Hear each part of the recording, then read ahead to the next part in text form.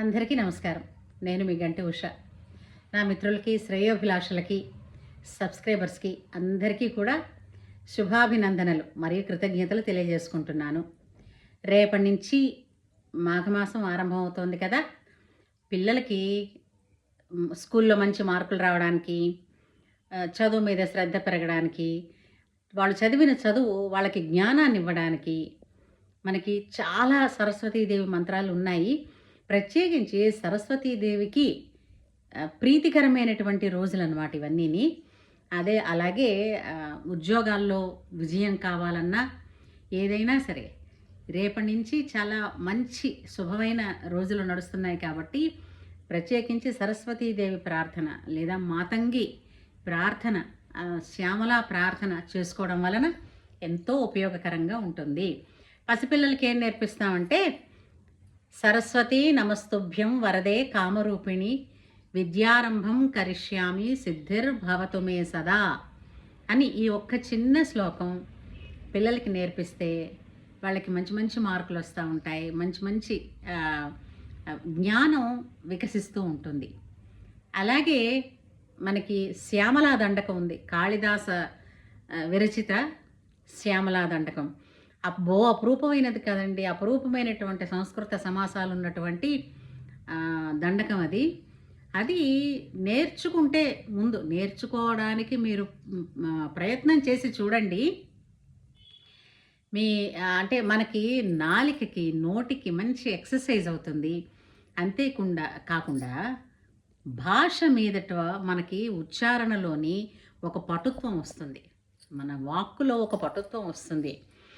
అంటే అంత పెద్ద పెద్ద సమాసాలు, కష్టమైన వాటిని నేర్చుకొని సాధన చేయడం వలన మనం మామూలుగా చదువుకునేవి కానీ ఇంకేవైనా సరే చాలా సులువైపోతాయండి. అది సభా విజయాన్ని ఇస్తుంది.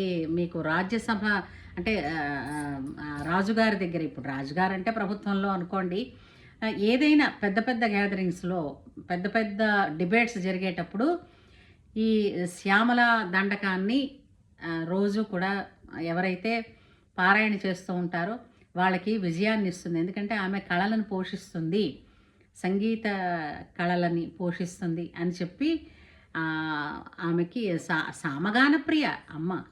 అందుకని శ్యామలా దండకాన్ని రేపటి నుంచి ఒక్కొక్క శ్లోకంగా నేను చెప్పే ప్రయత్నం చేస్తాను. మీరు నేర్చుకునే ఇంట్రెస్ట్ ఉన్నవాళ్ళు దాన్ని మెల్లిగా ఎన్నిసార్లు అంటే అన్నిసార్లు పెట్టుకుని మీరు విని నేర్చుకునే ప్రయత్నం చేయొచ్చు. నాకు కూడా పూర్తిగా 6 మాసాలు పట్టింది దాన్నంతటిని కూడా చూడకుండా చక్కగా దాన్ని వదిలివేయడానికి.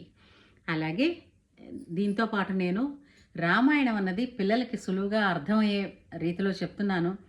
ఆ రామాయణాన్ని కూడా నా ఛానల్ని సబ్స్క్రైబ్ చేసి వినండి, వినిపించండి.